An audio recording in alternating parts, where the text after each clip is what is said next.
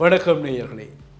தமிழரசு கட்சியினுடைய மூத்த தலைவர்களில் ஒருவர் 1970களில் பலமுறை சிறைவாசம் அனுபவித்தவர். பேரினவாதத்திற்கு எதிராக பாராளுமன்றத்திலும் பாராளுமன்றத்திற்கு வெளியிலும் பலவிதமான போராட்டங்கள், தன்னுடைய குரலால் பாராளுமன்றத்தை அதிர வைத்த பெருந்தலைவர்களில் ஒருவர் மாவைசு சேனாதிராஜாவினுடைய உடல் இன்று மாவட்டபுரம் தச்சன்காடு இந்து மயானத்தில் தகன கிரியைகளுடன் நிறைவு பெற்றிருக்கிறது. காலை 8 மணிக்கு வீட்டிலே கிரியை வழிபாடுகள் இடம்பெற்றன.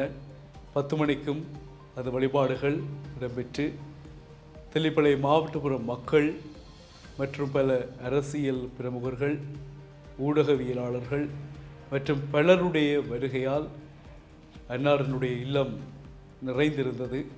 தமிழ் பெற்றாளர்கள், தேசிய பெற்றாளர்கள் மற்றும் போலீசாருடைய பாதுகாப்புகள் என்று சொல்லி நிறைய விடயங்கள் அவருடைய வீட்டை சுற்றி அமைந்திருந்தன. சிவஞானம் ஸ்ரீதரன் பாராளுமன்ற உறுப்பினர் சில விடயங்களை மேற்கொண்டார், குறிப்பிட்டார். சிவஞானம் ஸ்ரீதரன் பாராளுமன்ற உறுப்பினர் மேற்கொண்ட விடயங்களை குறிப்பிட்டிருந்தார். 10 மணிக்கு வீட்டிலே சமய கிரியைகள் இடம்பெற்று தொடர்ந்து மாவட்டபுரம் தச்சன்காடு பகுதியில் உள்ள இந்து மயானத்தில் உடல் தகனம் செய்யப்படும் என்ற விடயம்.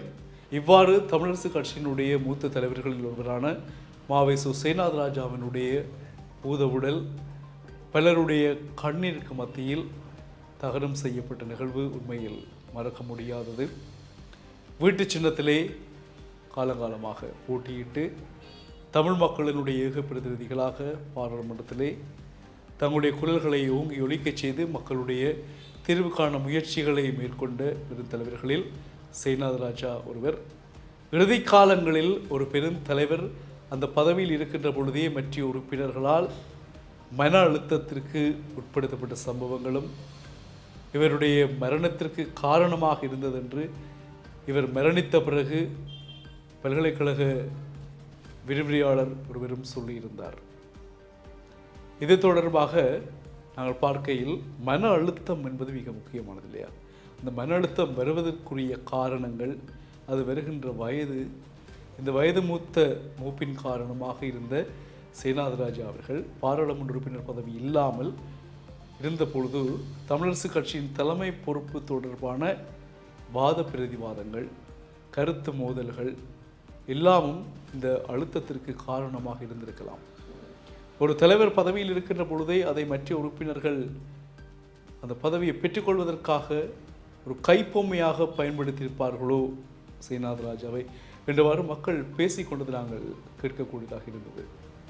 எனவே இந்த பதவி மோகம் என்பது இன்று ஒரு பெரும் ஆளுமையை அழுத்தத்தில் மரணிக்க செய்திருக்கிறது என்ற விடயமும் அங்கிருந்தவர்களால் எங்கள் செவி வழி கேட்கப்படக்கூடியதாக இருந்தது. ஆக மொத்தத்திலே அவருடைய இழப்பு என்பது மக்கள் ஏற்றுக்கொள்ளவில்லை. மாவைசு சேனாதிராஜா அன்னாருடைய இறப்பு மக்களால் ஏற்றுக்கொள்ள முடியவில்லை என்பதை அங்கு நடந்த சில சம்பவங்களும் மக்கள் பேசிக்கொண்ட சில கதைகளையும் வைத்து நாங்கள் உணர்ந்து கொண்ட விடயம் அதுதான்.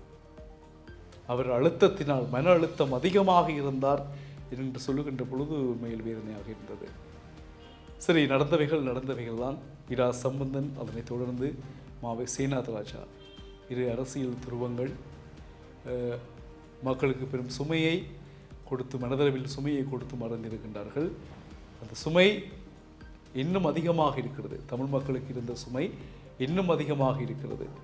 பெரும் சுமையாக இருந்தது தீர்வு பொதிகள் கிடைக்கவில்லை என்பது.